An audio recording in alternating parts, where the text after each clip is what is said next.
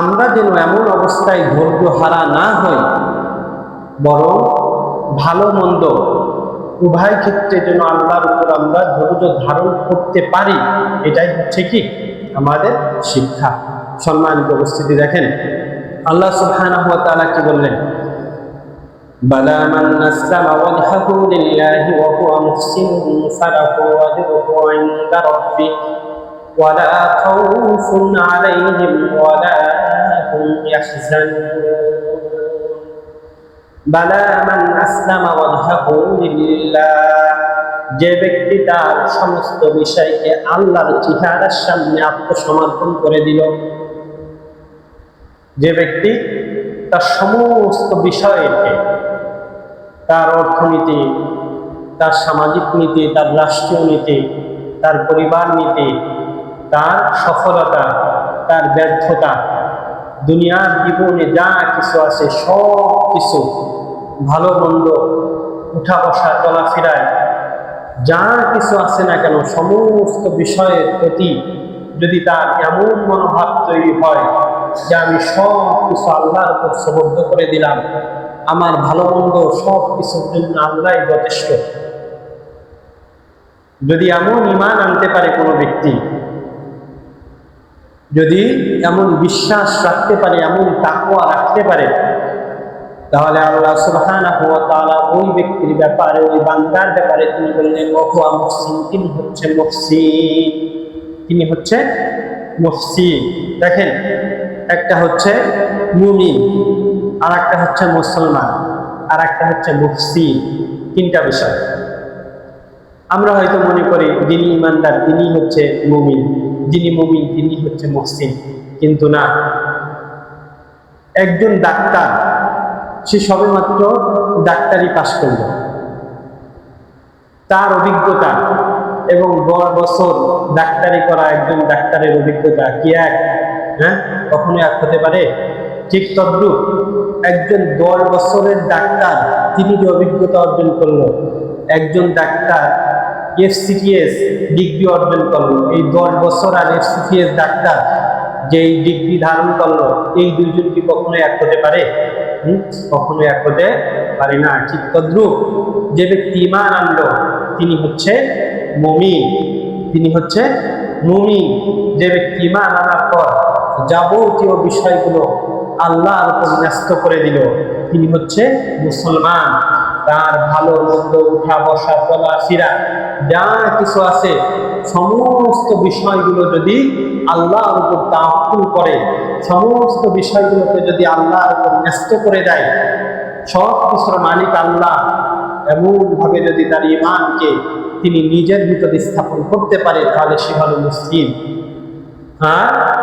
একজন মুমিন এবং একজন মুসলিম যখন আল্লাহর বিধানগুলো, তার উঠা বসা চলাফেরা, তার প্রত্যেকটা ইবাদতের মনোভাব যদি এমনভাবে স্থাপন করে, যে যদি এমনভাবে স্থাপন করে যে আমি এই বিধানগুলো পালন করতেছি, আমি হাঁটতেছি, আমার এই হাঁটাটা আল্লাহ তাআলা দেখতেছে, আমি অর্থনৈতিক লেনদেন করতেছি, এই লেনদেন আল্লাহ তাআলা দেখতেছেন, আমি পরিবারের সাথে সময় ব্যয় করতেছি, এটা আল্লাহ তাআলা দেখতেছেন, আমি আমার জীবনের প্রত্যেকটা মুহূর্ত আমি যেভাবে পরিচালনা করতেছি, এই প্রত্যেকটা মুহূর্ত আল্লাহ তাআলা দেখতেছেন, আমার যে ইবাদত করতেছি, আমি যে ইবাদত করতেছি, এই ইবাদতে আমি আল্লাহকে দেখতেছি না, কিন্তু প্রত্যেকটা সিজদা, প্রত্যেকটা রুকু আল্লাহ তাআলা দেখতেছেন। এমন মনোভাব নিয়ে যখন একজন ব্যক্তি তার জীবনের ইবাদত, ইতাআত, বন্দেগী করা শুরু করলো, তখন ওই ব্যক্তি মুমিন হওয়ার সাথে, মুসলিম হওয়ার সাথে ওই ব্যক্তি মুহসিনের দরজায় পৌঁছে যায়। সম্মানিত উপস্থিতি, এই জন্য আমাদের প্রত্যেকের উচিত যে মুমিন হওয়া, মুসলিম হওয়া এবং মুহসিনের দরজায় পৌঁছে যাওয়া। এই জন্য আল্লাহ সুবহানাহু ওয়া তাআলা বলেন যে বালা মান আসলামা ওয়াজহাহু লিল্লাহ, যে প্রত্যেকটা ব্যক্তি যখন এমন মনোভাব তৈরি করে যে আমার ভালো মন্দ যা কিছু আছে, পৃথিবীর যা কিছু হয় সবকিছু আল্লাহর পক্ষ থেকে হয়ে থাকে, সবকিছু আল্লাহর জন্য। এমন মনোভাব যখন কোনো ব্যক্তি পোষণ করে, তখন আল্লাহ সুবহানাহু ওয়া তাআলা বলেন যে ওহুয়া মুহসিন, তিনি হচ্ছে মুহসিন। আর এই মুহসিন ব্যক্তির জন্য আল্লাহ সুবহানাহু ওয়া তাআলা কি আজর বা প্রতিদান রেখে দিয়েছেন। আল্লাহ সুবহানাহু ওয়া তাআলা বলেন যে ফালাহু আজরুহু ওয়া হুয়া মুহসিন ওয়া হুয়া মুহসিন ফালাহু আজরুহু ইনদা রাব্বিহ। আল্লাহ সুবহানাহু ওয়া তাআলা বলেন যে যে ব্যক্তি মুহসিন হয়ে গেল, ওই ব্যক্তির জন্য আল্লাহর কাছে রয়েছে মহা প্রতিদান। ওই ব্যক্তির জন্য আল্লাহর কাছে রয়েছে মহা প্রতিদান। এখন এই কি কি প্রতিদান আছে এই কথা আল্লাহ তাআলা বলেন না এই আয়াতে, কিন্তু দুইটা শব্দ ব্যবহার করেছে। আল্লাহ সুবহানাহু ওয়া তাআলা কি প্রতিদান তোমাকে দেওয়া হবে, জান্নাত জাহান্নাম, কি ভোগ কি বিলাসিতা, এটা বলেন নাই, কিন্তু আল্লাহ তাআলা মাত্র দুইটা শব্দ ব্যবহার করেছেন। যে দুইটা শব্দের প্রতি যদি আমরা ঈমান ইয়াকিন বিশ্বাস স্থাপন করি, তাহলে আল্লাহ তাআলাই আমাদের জন্য সব কিছুর জন্য যথেষ্ট। আর সেটা হচ্ছে এই ঘোষণা দেওয়ার পর যে ফালাহু আজরুহু ইনদা রাব্বি, যারা মুহসিন হলো তাদের জন্য রয়েছে আল্লাহর কাছে প্রতিদান। আর সেই প্রতিদানটা কি?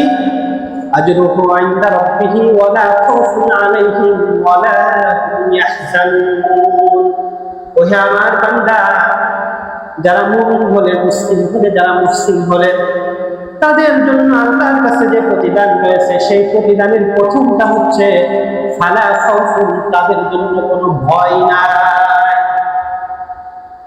তাদের জন্য কোনো ভয় নাই। এই শব্দটা ব্যবহার করার পর আল্লাহ তাআলা এই মুসলিম বান্দাদেরকে আরো আশ্বস্ত করলেন আর একটা শব্দ ব্যবহার করে, সেটা হচ্ছে ওয়ালা খাউফুন আলাইহিম ওয়ালা হুম ইয়াহজানুন। ভয় তো দূরের কথা, তাদের জন্য কোনো ভয় হবে এমন সংশয়ও তারা করবে না, এমন সংশয়ও তাদের থাকবে না। সম্মানিত উপস্থিতি, তাহলে দুইটা শব্দ, একটা হচ্ছে ওয়ালা খাউফুন, তাদের জন্য কোনো ভয় নাই, ওয়ালা হুম ইয়াহজানুন, তারা ভীত অবস্থায় পড়বে এমন কোনো সংশয়ও তাদের থাকবে না। সুবহানাল্লাহ। সম্মানিত উপস্থিতি, 24 নম্বর পারা 19 নম্বর পৃষ্ঠা আল্লাহ সুবহানাহু ওয়া তাআলা বলেন ইন্নাল্লাযীনা ক্বালু রাব্বুনাল্লাহ সুম্মা ইসতাকামু তাতানাজ্জালু আলাইহিমুল মালাঈকাতু আল্লা তাখাফু ওয়া লা তাহজানু ওয়া আবশিরু বিল জান্নাতিল্লাতী কুনতুম তুআদুন। আল্লাহ সুবহানাহু ওয়া তাআলা বলেন যে ইন্নাল্লাযীনা ক্বালু রাব্বুনাল্লাহ, আমার বান্দাদের ভিতর যারা আমার উপর এই বিশ্বাস স্থাপন করে, এই কথা স্বীকার করে যে ইন্নাল্লাযীনা ক্বালু, নিশ্চয়ই তারা বলে, ক্বালু রাব্বুনা আল্লাহ, তারা বলে যে আমাদের রব হচ্ছে আল্লাহ। কি বলে? যারা এই কথা বলে যে আমাদের রব হচ্ছে কে? আল্লাহ। আল্লাহ সুবহানাহু ওয়া তাআলা বলেছেন যে ক্বালু রাব্বুনাল্লাহ, যে সমস্ত বান্দারা বলে যে আমাদের রব হচ্ছে একমাত্র আল্লাহ, আল্লাহ সুবহানাহু ওয়া তাআলা তাদের ব্যাপারে বলছেন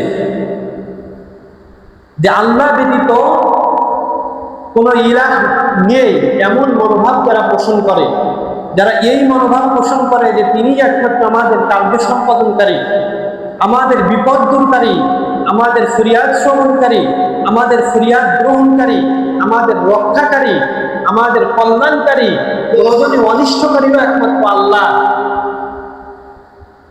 এই মনোভাব যারা পোষণ করে আল্লাহ সুবহানাহু ওয়া তাআলা তাদের ব্যাপারে বলেন তাতানাজ্জালু আলাইহিমুল মালাঈকা, তাদের কাছে আল্লাহর পক্ষ থেকে ফেরেশতা নাযিল হয়। সুবহানাল্লাহ ওয়া বিহামদিহি।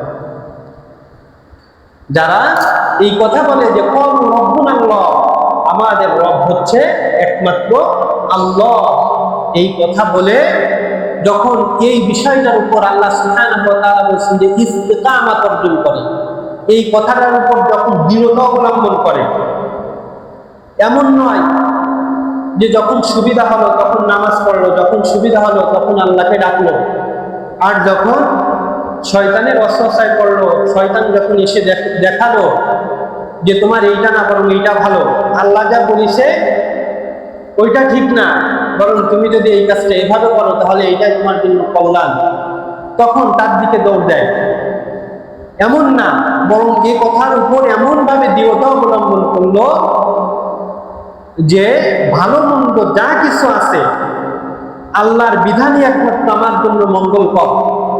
যদিও আমি আমার কর্মচক্ষু দিয়ে দেখি যে এই বিষয়টা আমার জন্য ক্ষতিকর অথবা সাময়িক সময় আমার জন্য সমস্যা তৈরি হচ্ছে, আমাকে শয়তানের প্রলোভনে এমনটা অনুভব করার মতন একটা অবস্থা তৈরি করে দিল।